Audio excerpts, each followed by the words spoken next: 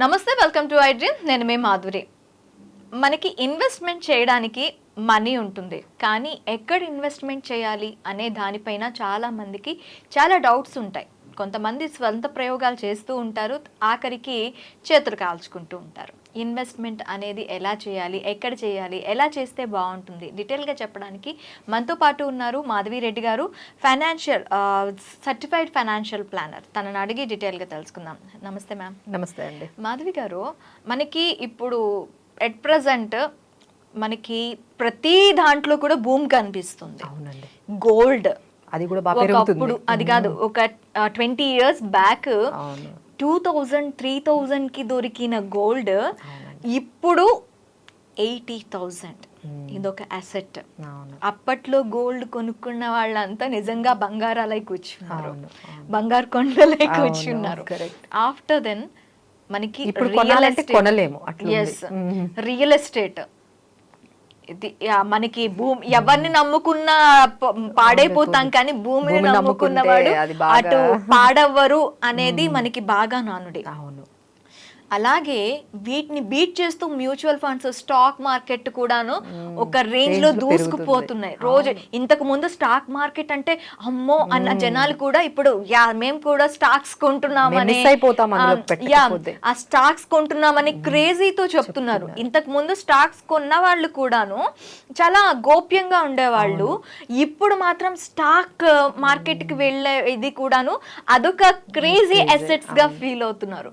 అసలు మా ఇన్వెస్ట్మెంట్స్ ఎక్కడ పెడితే మన డబ్బులు సేఫ్గా ఉంటాయి, అండ్ ఆ డబ్బులు ఎలా ఇన్వెస్ట్ చేయాలి? ఒకే దగ్గర కొనేస్తే బాగుంటుందా, ఏదైనా ఒక్క దాంట్లోనే పెట్టేస్తే బాగుంటుందా? సో దీన్నే మనము అసెట్ అలొకేషన్ అంటామండి. సో అసెట్ అలొకేషన్ మనకి అంటే ఈ వర్డ్ తెలియకపోయినా మన అందరం ఆల్రెడీ చేస్తున్నాం. లైక్ ఎగ్జాంపుల్ నేనే ఉన్నాను అనుకోండి, లైక్ మీరే అనుకోండి, కొంత అమౌంట్ మనం బ్యాంక్ ఎఫ్డీస్ లేకపోతే ఏదైనా పోస్ట్ ఆఫీసుల్లో కొంత అమౌంట్ ఇట్లా పెట్టుకుంటారు, ఇంకొంత అమౌంట్ ఒక ఇల్లు కొనుక్కుంటారు, లేదు ఒక ప్లాట్స్ కొనుక్కున్నారు అంటే మీరు తర్వాత కొంతమంది ఇది వీటితో పాటు కొంచెం ఎస్ఐపి చేద్దాము, మ్యూచువల్ ఫండ్స్లో పెడదాము అని చెప్పి అది కూడా స్టార్ట్ చేస్తారు. ఇంక ఇవి ఎన్ని ఉన్నా లేకపోయినా గోల్డ్ అయితే కొంటూ ఉంటారు ఫర్ డిఫరెంట్ పర్పసెస్. సో మనకి మీకు తెలియకుండానే మీరు అసెట్ అలొకేషన్ చేస్తున్నారు. అంటే we're keeping our investments in different asset classes. ఇప్పుడు మనం దీన్ని ఒక సోఫిస్టికేటెడ్గా మాట్లాడుకోవాలి అంటే ఇప్పుడు మీరు కానీ ఇలా ఈ ఎఫ్డీస్లో పెట్టడము, పిఎఫ్లో పెట్టడము, లేకపోతే పీపీఎఫ్ అకౌంట్ ఓపెన్ చేయడము, లేకపోతే ఈ స్మాల్ సేవింగ్ స్కీమ్స్లో పెట్టడము, దీన్ని మనము డెట్ కేటగిరీ అంటాం. ఓకే, ఇవన్నీ కూడా debt category. Next category gold. గోల్డ్లో మనం రకరకాలుగా ఇన్వెస్ట్ చేస్తాం. ఫిజికల్ గోల్డ్ కొనే వాళ్ళు ఉంటారు, కాయిన్స్ కొంటారు, లేకపోతే బిస్కెట్స్ కొంటారు, తర్వాత గోల్డ్ బాండ్స్ కూడా కొంటున్నారు ఈ మధ్య. ఇలా ఇది ఒక కేటగిరీ. గోల్డ్ లోనే ఇలా రకరకాలుగా ఇన్వెస్ట్ చేస్తూ ఉంటారు. గోల్డ్ మ్యూచువల్ ఫండ్స్ కూడా మనకి గోల్డ్ ఈటీఎఫ్స్ ఉన్నాయండి, గోల్డ్ ఈటీఎఫ్స్ ఉన్నాయి, సో గోల్డ్ బాండ్స్ ఉన్నాయి, తర్వాత ఈ గోల్డ్ ఫిజికల్ గోల్డ్ కాయిన్స్, ఇవన్నీ మనకి అది ఒక కేటగిరీ. అందులో కూడా మనం పెడుతున్నాం. నెక్స్ట్ ఏంటంటే రియల్ ఎస్టేట్. రియల్ ఎస్టేట్లో అసలు ఇల్లు లేకుండా ఫస్ట్ ఆలోచించేదే ఇల్లు కొనుక్కోవాలని. ఎవ్రీ వన్స్ డ్రీమ్ అది. ఇట్స్ నాట్ అంటే ఒక ఇన్వెస్ట్మెంట్ గా కాకుండా దానికి ఎమోషన్ గా మనము దానికి ఇప్పటికీ అండి ఇండియాలో ఇప్పుడు మీరు చెప్పినట్లుగా చూసుకుంటే ఎక్కువ ఎక్కడ ఇన్వెస్ట్మెంట్ చేస్తున్నాము అంటే మన ఇండియాలో ఎస్పెషల్లీ 50% పైనే మన ఇన్వెస్ట్మెంట్స్ అన్ని రియల్ ఎస్టేట్లో ఉన్నాయి. అవును. గోల్డ్లో అంతా ఇన్వెస్ట్మెంట్ చేయడం అనేది మనందరం బై డిఫాల్ట్ చేస్తూనే ఉంటాం. ఏ అకేషన్కి అయినా ట్రెడిషనల్గా అయినా అది జరిగిపోతూ ఉంది మనకు తెలియకుండానే. We're having certain amount to be invested in gold. ఆ తర్వాత రియల్ ఎస్టేట్కి వచ్చేటప్పటికి మనకి సొంతిల్లు అనేది దట్ ఈజ్ అంటే మనకి ఇమీడియట్గా once you start your earning, ఒకసారి మీరు సెటిల్ అయ్యగానే మీ మైండ్లో వచ్చే ఫస్ట్ థింగ్ ఏంటంటే నాకు ఒక హౌస్ ఉండాలి, నాకు సొంత ఇల్లు ఉండాలి. తర్వాత నెక్స్ట్ ఇంట్లో వాళ్ళు కూడా, it's not only your decision, ఇంట్లో వాళ్ళు కూడా మీకుండే ప్రెషర్ ఎట్లా ఉంటుందంటే ఇల్లు ఎప్పుడు కొనుక్కుంటున్నావు, అందరూ అడగడం మిమ్మల్ని ఇల్లు ఎప్పుడు కొనుక్కుంటున్నావు, ఎప్పుడు సెటిల్ అవుతున్నావు. సో ఇట్లా దాన్ని అటాచ్ చేస్తూ ఉంటారనమాట. సెటిల్మెంట్ అంటే ఇల్లు మంచి ఉద్యోగం రావడం, తర్వాత ఇల్లు కొనుక్కోవడం, సెటిల్ అయిపోయారు అంతలాగా. అంటే మనకి ఇష్టం ఉన్నా లేకపోయినా ఇంట్లో వాళ్ళు కానీ ఫ్యామిలీ వాళ్ళ ప్రెషర్ కానీ చాలా ఉంటుందండి హౌస్ తీసుకోవాలి అనేటట్టుగా. ఆ తర్వాత ఇక ప్లాట్స్ అవన్నీ కొంచెం మనీ ఉండగానే ప్లాట్స్ కొనుక్కోవడం. సో ఇదంతా కూడా రియల్ ఎస్టేట్లో కూడా మనం పెట్టేస్తూ ఉన్నాం. ఆ తర్వాత నెక్స్ట్ ఇప్పుడు మీరు అన్నట్టుగా క్రేజీగా ఇప్పుడు ఎక్కువగా మ్యూచువల్ ఫండ్స్లో పెడుతున్నారండి. సో ఎస్ఐపి అనేది ఇప్పుడు తెలియని వాళ్ళే లేరు. So every one is doing it through mutual funds అనేవి ఇప్పుడు కామన్ అయిపోయిందండి. It's so common. అప్పట్లో స్టాక్ మార్కెట్ అంటే భయపడిన వాళ్ళు ఇప్పుడు అందరూ నార్మల్ ఎలాంటి మీరు ఒక 5,000 నుంచి 1,000 నుంచి కూడా పెట్టుకునే వాళ్ళు కూడా ఇప్పుడు మ్యూచువల్ ఫండ్స్లో పెట్టాలి. ఆ అమౌంట్ ఎట్లా అయినా మనం ఈక్విటీలో ఉండాలి. ఎందుకంటే the returns what it has given from అంటే కోవిడ్ తర్వాత మనం ఎస్పెషల్లీ ఇది కోవిడ్ తర్వాత మనకి ఈ ట్రెండ్ కనిపించిందండి. బిఫోర్ కోవిడ్ అసలు ఇంత ట్రెండ్ లేదు, అసలు దీని గురించి ఇంత నాలెడ్జ్ కూడా లేదు. అంటే ఈ కోవిడ్ లో ఏమైందంటే ఒకసారి అందరూ ఇంట్లో ఉండిన తర్వాత దాన్ని సెర్చ్ చేయడం స్టార్ట్ చేశారు. ఓకే. సో ఆ టైంలో కోవిడ్లో ఏమైందంటే అన్ని క్లోజ్ అయినా స్టాక్ మార్కెట్ ఒకటి ఓపెన్ ఉంది. అన్ని closed, everything has closed. You don't have any other thing except stock market ఒక రోజు కూడా క్లోజ్ అవ్వదు కాబట్టి సో అందరూ కూడా దాని మీద ట్రేడింగ్ చేయడము, ఇట్లా దాంట్లో కొంచెం ఇన్వెస్ట్ చేయడము, ఆన్లైన్లో వెళ్ళడము. You have got lot of time when you are in లాక్డౌన్లో. సో అక్కడ నుండి స్టార్ట్ అయిందండి. సో నవ్ ఇట్ ఈజ్ అప్పుడైతే 10,000 మనకి Nifty. Now it is almost 25,000 వరకు కూడా మనకి సెన్సెక్స్ ఇంకా అక్కడ నుంచి పెరుగుతూనే ఉంది. అవేర్నెస్ పెరుగుతూ ఉంది. Now people are investing crores of rupees every month. SIP ద్వారా 23,000 crores they are investing through mutual funds. అంటే యూ కెన్ ఇమాజిన్ ఎంత పెద్దది. Per month 23,000 crores. సో అది ఇంకా పెరుగుతూ ఉంటుందండి. అది 50,000 crores పర్ మంత్ పెట్టినా సరే మనం ఆశ్చర్యపోవక్కర్లేదు. అంత రీటైల్ పార్టిసిపేషన్ అనేది మ్యూచువల్ ఫండ్స్లో ఒక్కసారిగా స్టార్ట్ అయింది బికాస్ ఆఫ్ ద రిటర్న్స్. చాలా రిటర్న్స్ వచ్చేటప్పటికి అందరూ కూడా ఇదేదో చాలా బాగుంది, so we're getting almost 20-30% returns. ఎందుకంటే అక్కడ నుంచి అసలు బ్యాక్కే వెళ్ళలేదు. అవును. ఎప్పుడైనా స్టాక్ మార్కెట్ కొంచెం పడిందంటే క్రాష్ ఇది అది అనగానే భయపడిపోయి people use to move out from that. But మనకి బై టచ్ వుడ్ అదంతా అలా పెరుగుతూ ఉండడం వల్ల they are continuing with lots of encourage లాగా మనకి కనిపించిందండి. మార్కెట్స్ కూడా బాగా సపోర్ట్ చేశాయి. సో అలా పెట్టుకుంటూ ఆ జర్నీని కూడా అందరూ స్టార్ట్ చేశారండి. So this is called keeping our money in to different asset classes which is very good. మేము అదే చెప్తామండి, అసెట్ క్లాస్ అనేది కంపల్సరీ చేయాలి. కొంతమంది కొన్ని మిస్టేక్స్ ఇన్వెస్ట్మెంట్స్ అనేటప్పటికి ఏం చేస్తూ ఉన్నారంటే ఒకటే అసెట్ క్లాస్ మీద చాలా ఎక్కువ పర్సంటేజ్ పెట్టడం. లెట్స్ ఎగ్జాంపుల్, కొంతమందికి ఇవన్నీ చాలా రిస్కీగా అనిపిస్తాయి. లైక్ స్టాక్ మార్కెట్స్, ఇన్వెస్ట్మెంట్స్, తర్వాత ఈ రియల్ ఎస్టేట్లో కూడా అంత మనీ ఉండకపోవడం. సో వాళ్ళు ఏం చేస్తారంటే మనీ ఉన్నప్పుడల్లా బ్యాంక్కి వెళ్ళి డిపాజిట్ చేస్తూ ఉంటారు. They feel that is most secured, ఇందులో డబ్బులు పోవు అనే దీంతో ఏం చేస్తారంటే వాళ్ళ అమౌంట్ వచ్చినప్పుడంతా ఒక బ్యాంకుకి వెళ్ళడము, అక్కడ ఒక అకౌంట్ ఓపెన్ చేయడము, ఎఫ్డి చేయడం. So this is not right అండి. అంటే మీరు అమౌంట్ అంతా కూడా ఒకే. కొంతమంది ఏం చేస్తారు అంటే మనీ ఉన్నప్పుడంతా ఒక ప్లాట్ కొనడం కంటిన్యూస్గా. సో ఇక్కడ ప్లాట్ కొంటారు, ఇంకేదో అటు శంషాదాబాద్ అంటారు, లేకపోతే ఇంకా ఇటువైపు ఇంకో ప్లాట్ అంటారు, ఇలా డిఫరెంట్ హౌసెస్ కూడా అక్కడ ఒక ఫ్లాట్ బుక్ చేస్తారు, ఇక్కడ ఒక ఫ్లాట్ బుక్ చేస్తారు. So they accumulate all the assets in one single class, that is real estate. ఇట్లా అనమాట. సో ఇది కూడా మంచిది కాదండి. ఇంకా కొంతమందికి స్టాక్ మార్కెట్ అంటే ఎంత ఇష్టం అంటే ఇక keep on investing only in mutual funds, only in stock market అట్లా పెట్టుకుంటూ వెళ్ళడం అనేది మంచిది కాదండి. You need to keep it how much percentage should be there in each asset class. ఎంత పెట్టాలి, ఎంత పర్సంటేజ్ వరకు మనం ఒకే అసెట్ క్లాస్లో వెళ్ళొచ్చు అనేది ఒకసారి చెక్ చేసుకోవాలండి. మన ఇన్వెస్ట్మెంట్స్ అన్నీ కూడా ఏ అసెట్ క్లాసెస్లో ఎక్కువ ఉండిపోయాయి. So then you can diversify into different things. ఎంత పర్సంటేజ్ మనం ఉండాలి. సో దీనికి ఏంటంటే ఫస్ట్ ఆఫ్ ఆల్ ఎక్కువ ఎందుకు పెడుతున్నారు, రిటర్న్స్ కోసమే కదా. End of the day you wanted returns. So ఎక్కువ రిటర్న్స్ ఏ అసెట్ క్లాస్ వస్తుంది మీ according to you? According to you I have a knowledge diverse. అంటే మనం ఎక్కువ రిటర్న్స్ ఏ అసెట్ క్లాస్ లో వస్తుంది? మనకి మ్యూచువల్ ఫండ్స్ లో వస్తుంది, రియల్ ఎస్టేట్ లో. ఎందుకంటే గోల్డ్ లో అనేది అంత ఎక్కువ పెరగదు. 8% మనకి హిస్టరీనే చెప్తుంది. 7-8% అంతే పెరుగుతుంది. కొంచెం పెరుగుతుంది, నెమ్మదిగా పెరుగుతుందండి చూస్తున్నాం. ఆ తర్వాత మీరు ఎఫ్డి చూసుకున్నారనుకోండి, దాని మీద ఇంట్రెస్ట్ ఎంత ఉంటుంది? అసలు మాట్లాడాల్సిన అవసరం లేదు. 6% అట్లా పెడతారు. సో ఇప్పుడు ఈ రెండు రూల్డ్ అవుట్. ఎందుకంటే ఈ రెండు అట్రాక్టివ్ గా లేవు మీకు. ఎందుకంటే ఇందులో కూడా రిటర్న్స్ తక్కువ ఉన్నాయి, ఇందులో కూడా రిటర్న్స్ తక్కువ ఉన్నాయి. సో ఎంత రిటర్న్స్ మీరు ఎక్స్పెక్ట్ చేయాలి? ఫస్ట్ మనకు ఆలోచన ఉండాలండి. ఏ అసెట్ క్లాస్లో పెట్టినా మనకి మినిమం ఎంత రిటర్న్స్ రావాలి అది చూసుకోవట్లేదు. సో మినిమం ఎంత రావాలి అంటే మనకి ఇన్ఫ్లేషన్ ఇప్పుడు 10%, మన ఎవ్రీ ఇయర్ ఆన్ ఇయర్ మన కాస్ట్లు అన్నీ పెరుగుతున్నాయి. Everything is increasing, right? So కనీసం ఒక 12% టు 15% ఈ రోజుల్లో కనీసం ఇంత రిటర్న్ కూడా లేకపోతే మనం వెల్త్ క్రియేట్ చేయలేమండి. ఎందుకంటే ఈ మనం పెట్టిన అమౌంట్ ఏదైతే ఉందో అది ఇన్ఫ్లేషన్ మించి పెరగాలి.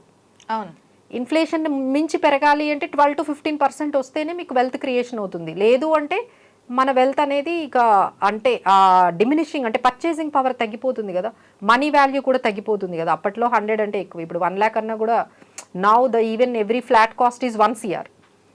సో ఏమవుతుంది, మన పర్చేసింగ్ పవర్ అనేది తగ్గిపోతుంది. సో దాని తగ్గట్టుగా మనకి రిటర్న్స్ అనేవి రావాలి అంటే యూ షుడ్ గెట్ ఇట్. అదే మేము అందరికీ చెప్తాం, మీరు ఎక్కడైనా పెట్టండి. కొంతమంది ఇన్సూరెన్స్లో పెడుతూ ఉంటారు, పాలసీలు తీసుకుంటూ ఉంటారు.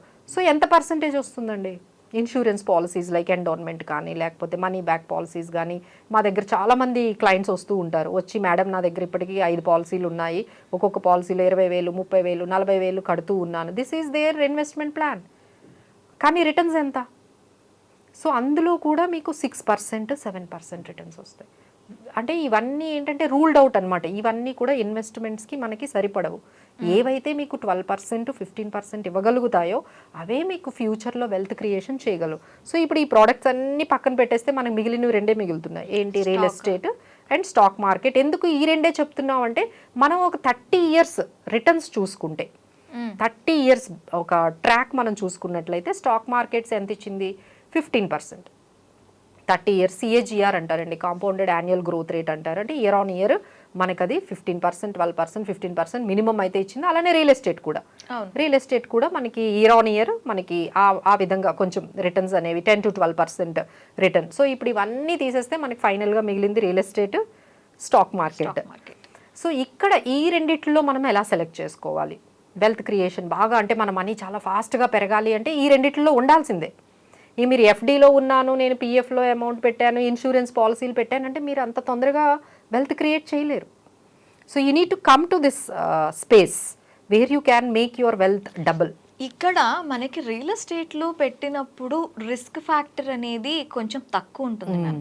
కానీ ఎక్కువగా జనాలు భయపడేది ఏంటి అంటే మ్యూచువల్ ఫండ్స్ కానీ స్టాక్ మార్కెట్లో కానీ, స్టాక్ మార్కెట్లో బ్లేమ్ అవుతామని చెప్పి, అండ్ మ్యూచువల్ ఫండ్స్ ఎంతవరకు మనకి ఇస్తాయో, సేఫ్ ఉంటాయో, రిస్క్ ఫ్యాక్టర్ ఎక్కువగా ఉంటుంది. ఎందుకంటే ఎప్పుడైనా అంటే ఫిజికల్ గా అంటే మనకు ఆ భూమి అనేది కనిపిస్తుంది. అవును అవును, which is visible right. So మనం చూస్తాము, దాన్ని నమ్ముతాము, ఆ భూమిని కొంటాము, ఒక ఇల్లు కనిపిస్తుంది. సో అందులో రిస్క్ ఫ్యాక్టర్ మీరు చెప్పినట్టుగా తక్కువగానే ఉంటుంది.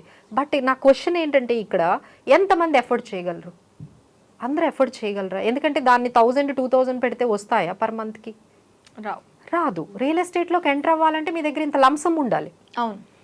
ఎంతమంది దగ్గర అంత లంసం ఉంటుందంటే ఒక ఫ్లాట్ కొనాలి అంటే 1 crore, లేదు ఒక ప్లాట్ కొనాలంటే 20 lakhs కదా. ఎంతమంది ఎఫర్ట్ చేయగలరు?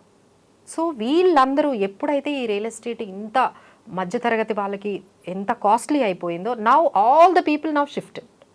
వీళ్ళందరూ కూడా ఇక్కడ మ్యూచువల్ ఫండ్స్కి ఎందుకు షిఫ్ట్ అయ్యారంటే మీరు మ్యూచువల్ ఫండ్లో 1000 rupees కూడా పెట్టుకోవచ్చు.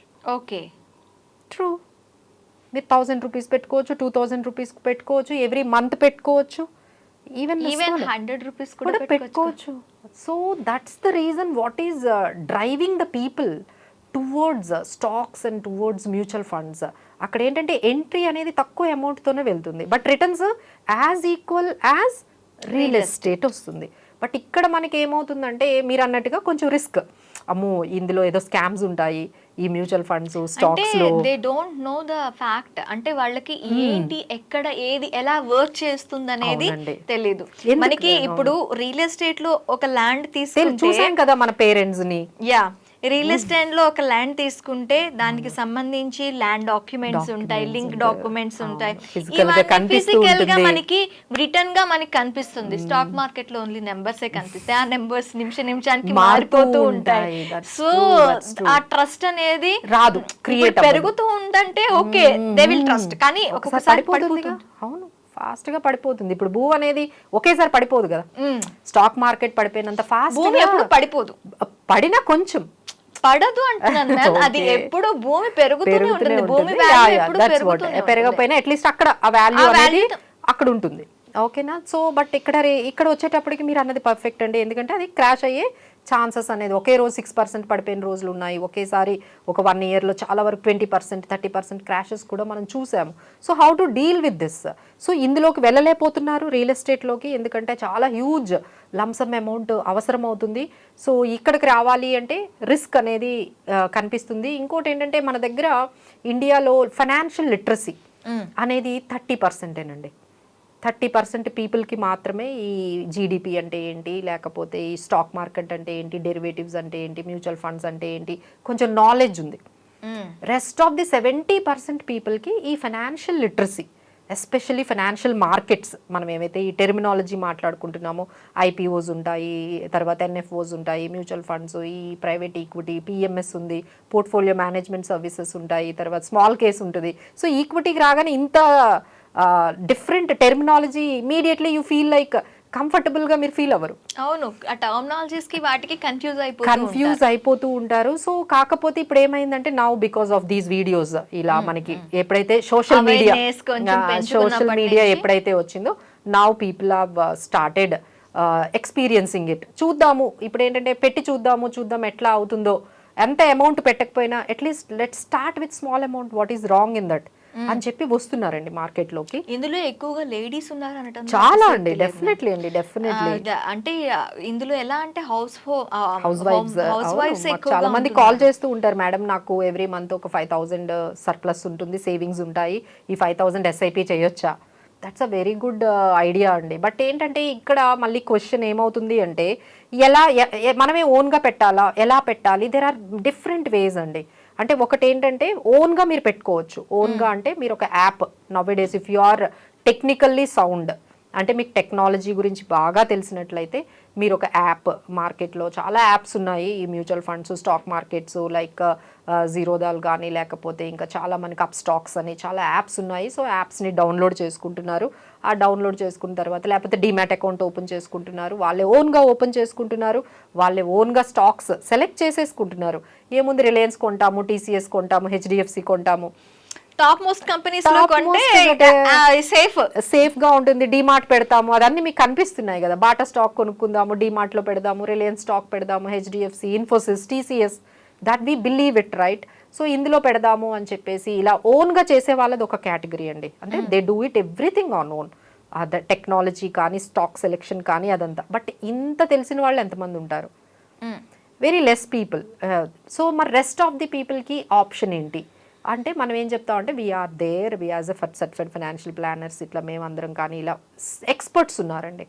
So it is now because of social media, because of technology, you can reach us. ఇప్పుడు చాలా మంది అడ్వైజర్స్ దగ్గరకు వెళ్తున్నారు, అడ్వైజర్స్ దగ్గరకు వెళ్ళి వాళ్ళ దగ్గర నుంచి సర్వీసెస్ తీసుకుంటున్నారు. Any problem you can call them, at least you can call them, sir ఏంటి సార్ ఇట్లా అయ్యింది, నేను ఇంత ఇన్వెస్ట్ చేశాను. So they will take some kind of responsibility to answerable, వాళ్ళకి సలహాలు ఇవ్వడము. సో ఎక్కడి నుంచి స్టార్ట్ అవుతుందంటే వాళ్ళ సర్వీసెస్. సో ఫస్ట్ మీకు ఒక యాప్ని క్రియేట్ చేయడము, లేకపోతే ఒక అకౌంట్ని క్రియేట్ చేయడము, ఆ తర్వాత ఆ స్టాక్ని సెలెక్ట్ చేయడం, లేదంటే మ్యూచువల్ ఫండ్ స్కీమ్ని సెలెక్ట్ చేయడము. సెలెక్ట్ చేసినతోనే అవ్వదు కదండి, again you wanted to monitor. ఎందుకంటే మీరు అన్నట్టుగా స్టాక్ మార్కెట్ ఎప్పుడు పెరుగుతుందో తెలియదు, ఎప్పుడు తగ్గిపోతుందో తెలియదు. అన్ని పెరుగుతూ ఉన్నా మీ స్టాక్ పెరగకపోవచ్చు, అన్ని స్కీమ్స్ బాగున్నా మీ స్కీమ్ బాగా పెరగకపోవచ్చు. So many things will be there. Again, all these things, you need a one-stop solution. ఎవరినైనా ఒక ఫైనాన్షియల్ ఎక్స్పర్ట్స్ని మనం మీట్ అయ్యామంటే ఈజీగా you can sale through this equity. But ఓన్గా అయితే మీకు బాగా నాలెడ్జ్ ఉండి, టెక్నాలజీ గురించి బాగా తెలిసి, మీకు ఫైనాన్షియల్ ఈ టెర్మినాలజీ అంతా ఉంటే you can take a chance. But లేదు మేడం నాకు ఇంత తెలియదు అనుకునే వాళ్ళందరికీ కూడా మేము ఇచ్చే సలహా ఏంటంటే better you go with one expert. వాళ్ళు ఏం చేస్తారంటే మిమ్మల్ని ముందు ఎనాలిసిస్ చేస్తారు. తర్వాత నెక్స్ట్ థింగ్ ఏమవుతుందంటే ఈ మధ్య అంతా కూడా గూగుల్లో ఎక్స్పర్ట్, ఇప్పుడు ఆర్టిఫిషియల్ ఇంటెలిజెన్స్ కూడా వచ్చేసింది, ఏఐని కూడా అడుగుతున్నారు questions, what is the best scheme. Okay, AI అన్నారు కాబట్టి నేను అడుగుతున్నాను, how act AI with mutual funds or stock market? So you can ask the questions కదా, we can ask the questions, మనం నమ్మచ్చా దాన్ని? అవన్నీ ఏంటంటేనండి జనరలైజ్డ్ ఆన్సర్స్ ఇస్తుంది, but that will not give you a customised solution for you. Yes. అవి ఇచ్చేవన్నీ కూడా, అది గూగుల్ అవనియండి, ఆర్టిఫిషియల్ ఇంటెలిజెన్స్ అవనియండి, లేదు మీరు ఎక్కడైనా యాప్లో కూడా, ఆ యాప్ కూడా మీరు ఏదైతే ఇన్స్టాల్ చేసుకున్నారో వాళ్ళు కూడా మీకు సజెషన్స్ ఇస్తారు. ఇవి బాగున్నాయి, ఇవి మంచి రిటర్న్స్ ఇచ్చాయి, లాస్ట్ 1 year నుంచి లాస్ట్ 6 months నుంచి రిటర్న్స్ ఇచ్చాయి, but how much you can believe it? So దానికోసం మనం ఏం చేయాలి అంటే like better we should not go with with all these things which are generalized అండి. ఇప్పుడు నేను ఇక్కడ కూర్చొని నేను ఏం చెప్తున్నా, ఈ స్టేట్మెంట్స్ అన్ని జనరలైజ్ స్టేట్మెంట్స్, బట్ మీరు వేరు కదా. A person having a different lifestyle, different income, different expenditure, మీకున్న ఎక్స్పెండిచర్ డిఫరెంట్, మీ లైఫ్ స్టైల్ డిఫరెంట్, మీకున్న రెస్పాన్సిబిలిటీస్ డిఫరెంట్, మీ గోల్స్ డిఫరెంట్, మీ attitude towards money is different, and your risk taking ability is totally different. Yes. So ఇన్ని మనం మైండ్లో పెట్టుకొని మనం ప్లాన్ చేసుకోవాలి. ప్లాన్ చేసుకొని ఓకే, నా రిస్క్ టేకింగ్ ఎబిలిటీకి నాకు ఏది సెట్ అవుతుంది, ఏ అసెట్ క్లాస్ సెట్ అవుతుంది, నా గోల్ రీచ్ అవ్వడానికి నాకు ఏది పర్ఫెక్ట్గా, ఏ పర్టికులర్ ప్రోడక్ట్ మనకి సెట్ అవుతుంది. కొంతమంది ఇప్పుడు రియల్ ఎస్టేట్లో ఉన్నారండి. రియల్ ఎస్టేట్లో మీరు అర్జెంటుగా ఒక 10 lakhs కావాలి, అది 1 crore property, can you get it done? మీరు తీసుకురాగలరా? Then what is the use అండి? ఇప్పుడు మీకు ఎన్ని క్రోర్స్ ఉన్నా, when there is an emergency, you cannot get it the 10 lakhs within 1 month or within 1 week. What is the use? ఇలాంటివి చాలా ఉంటాయండి. This is called so many things. ఇంకా taxation aspects ఉంటాయి, లిక్విడిటీ ఆస్పెక్ట్స్ ఉంటాయి, రిటర్న్స్ ఉంటుంది, risk ఉంటుంది, so many things will be there. So ఇవన్నిటిలో మీరు కన్ఫ్యూజ్ అవ్వకుండా ఒక మన సిచ్యువేషన్ని ఒకరికి చెప్పి ఒక కస్టమైజ్డ్ ప్లాన్ అనేది తెచ్చుకోవడం అనేది బెస్ట్ ఆప్షన్ అండి. Instead of all those things like getting into Google, getting into AI, all these things will make you more confuse. Yes. More information మీరు గ్యాదర్ చేశారనుకోండి, మోర్ కన్ఫ్యూజ్ అయిపోతారు. ఇక ఇవన్నీ వద్దని మళ్ళీ మీరు ఏం చేస్తున్నారో అదే చేస్తారు. Again you will be in the same, అబ్బా ఇవన్నీ కూడా చాలా కన్ఫ్యూజ్డ్గా ఉన్నాయి, better I will be in the comfort zone. అంటే ఇప్పుడు లేడీస్ ఏదైనా చిట్స్ కడుతున్నారు అనుకోండి, మళ్ళీ వెళ్ళి చిట్టే కడతారు. లేదు ఒక షాప్కి వెళ్ళి ఆ గోల్డ్ స్కీమ్, ఇంకో గోల్డ్ స్కీమ్ తీసుకుంటారు. అవును. సో ఎంత రిటర్న్స్ కూడా మనకి అక్కడ గోల్డ్ స్కీమ్ తీసుకున్నా వాడు నేను 1 month ఫ్రీ ఇస్తాను, 2 months ఫ్రీ ఇస్తాను అనేటప్పుడు అయినా కూడా 10% నేను ఇస్తాను రిటర్న్ అన్నా కూడా మనకి ఇన్వెస్ట్మెంట్ అనేది చాలా తక్కువ ఉంటుంది. అండ్ ఇక్కడ మనకి గోల్డ్ తీసుకున్న వ్యక్తి దగ్గర మనం గోల్డ్ మాత్రమే కొనాలి, మనకి ఆ మనీ తిరిగి రాదు. So many things are there అండి. సో అందుకనే మేము ఏం చెప్తున్నామంటే, సో బెటర్ మీకు కావాల్సిన కస్టమైజ్డ్ ప్లాన్ని మనకి ఏది సూట్ అవుతుందో మనం వాళ్ళతో కూర్చొని మాట్లాడి చేసుకుంటే బాగుంటుందండి. చాలామంది ఏం చేస్తున్నారు, 4-5 పాలసీలు తీసుకుంటారు. అది మార్కెటింగ్ అనమాట. అంటే ఎవరో వచ్చి మీ ఫ్రెండ్స్ చెప్పారు అని ఒక పాలసీ తీసుకోవడం, ఆఫీస్లో ఎవరో అడిగారు మొహమాటానికని ఒక పాలసీ తీసుకోవడం, ఇలా మీ దగ్గర ఒక 5 పాలసీలు అయ్యాయి. ఆఫ్టర్ 3 years యూ రియలైజ్డ్, సడన్గా ఒక రోజు మీకు రియలైజేషన్ వచ్చింది, ఏంటి నేను ఇవన్నీ పాలసీలు కడుతున్నాను, ఏంటి ఇది ఎంత పెరగట్లేదు, అసలు దీనివల్ల మనకి ఏమి ఉపయోగం ఉంది అనేది మీకు తెలుస్తుంది. But can you exit? Can't. You can't. So financial decisions ఇలానే ఉంటాయండి. ఎంట్రీ ఈజీయే, కానీ ఎగ్జిట్ చాలా కష్టం. మీరు ఎంత ఫాస్ట్గా ఎక్కువ ఆలోచించకుండా, ఎవరిని కనుక్కోకుండా మీరు డెసిషన్స్ తీసేసుకున్నారనుకోండి, that will impact a lot. మీ మొత్తం ఫైనాన్షియల్ డెసిషన్స్ ఏవైతే రాంగ్ డెసిషన్స్ ఉన్నాయో అవి చాలా ఇంపాక్ట్ చేస్తాయండి మీ లైఫ్లో. అది ఒకసారి ఎంట్రీ, ఇప్పుడు మీరు ఒక హౌస్ తీసేసుకున్నారు, మీ అమౌంట్ అంతా ఈఎంఐలకే వెళ్ళిపోతుంది. Can you reverse now? Can't. You're already fixed up. మీరు ఇంకా అందులో ఫిక్స్ అయిపోయారు, ఇంకా దాన్ని మళ్ళీ రివర్స్ చేసుకోలేరు, అందులోంచి బయటకు కూడా రాలేరు. ఇప్పుడు దానికి ఈఎంఐ కట్టాలి, దాన్ని ఇప్పుడు దాంట్లో నుంచి మళ్ళీ సేవింగ్స్ క్రియేట్ చేయడం అనేది isn't it that much easy? No, it's not easy. అలానే పాలసీలు తీసుకున్న తర్వాత మధ్యలో ఆపేయటానికి ఉండదు, ఆపేరంటే డబ్బులు పోతాయి. అవును. You can not take back. So all those things అంటే ఒక్కసారి ఫైనాన్షియల్ డెసిషన్స్ తీసుకునేటప్పుడు మనం ఏదైనా ఒక్కసారి ఒక సెకండ్ ఒపీనియన్, ఇది మనకు సూట్ అవుతుందా, ఈ ప్లాన్ బాగుంటుందా, ఇది మ్యూచువల్ ఫండ్ బాగుంటుందా, ఈ స్టాక్స్ తీసుకోవచ్చా, ఈ ఇన్సూరెన్స్ ప్లాన్ బాగుంటుందా, ఈ టైంలో అసలు నేను ఇల్లు కొనుక్కుంటే బాగుంటుందా, లేదు అంటే స్టాక్స్లో పెడితే బాగుంటుందా, what could be the right decision అనేది ఒక్కసారి సెకండ్ ఒపీనియన్ తీసుకున్న తర్వాత, వాళ్ళ మాట వినిన తర్వాత then you take a call. ఫైనల్గా ఒక మీరు ఇవన్నీ వినిన తర్వాత ఫైనాన్షియల్ అడ్వైజర్ ఎవ్రీ పర్సన్కి ఉండాలండి. ఎందుకంటే ఇలాంటి డేస్లో మీరు అన్నట్టుగా మనం ఫస్ట్ స్టార్టింగ్లో చెప్పాం, అన్ని హైలో ఉన్నాయి. అవును. Real estate is on peak, stock market is on peak, gold is on peak. ఇప్పుడు మీరు ఏ మిస్టేక్ చేసినా ఇర్రివర్సిబుల్. అవును. ఇర్రివర్సిబుల్. ఇంకా దాంట్లోంచి మళ్ళీ నేను అయ్యో అయిపోయింది నేను వెనక్కి వస్తాను అంటే ఇక అవ్వదండి. ఆ ఇంపాక్ట్ మీకు ఇంకొక 1 డికేడ్ పడుతుంది. మీరు తీసుకున్న ప్రతి రాంగ్ ఫైనాన్షియల్ డెసిషన్ని మీరు దానిలో నుంచి మళ్ళీ నార్మల్ అవ్వాలి అంటే it will take almost decade. So 10 years పడుతుంది. సో ఎందుకంటే ప్రీమియమ్స్ ఆ పాలసీస్ అన్ని ఆల్మోస్ట్ మీరు ఫిక్స్ అయిపోయారు ఉంటాయి. దాని ఈఎంఐ ఇప్పుడు మీరు ఏదైనా లోన్ తీసుకొని హోమ్ లోన్కి వెళ్ళిపోయారు అనుకోండి, అందులోంచి ఎప్పుడు బయటకు వస్తారు? 18 years minimum. So your life is already set అయిపోయింది. ఇంకా దాంట్లో ఇక నాకు రిటైర్మెంట్ ప్లానింగ్ ఎప్పుడు అవుతుంది, పిల్లలకి ఎడ్యుకేషన్ ఏమవుతుంది, ఇవన్నీ ఇంకా విల్ బీ ఏ సెకండరీ అయిపోతుంది అనమాట. So that's the reason we do advise the people, do asset allocation properly, and for any doubts and all clarification, better you keep an expert in your financial matters, then you take a call on this financial planning. Okay ma'am, thank you very much.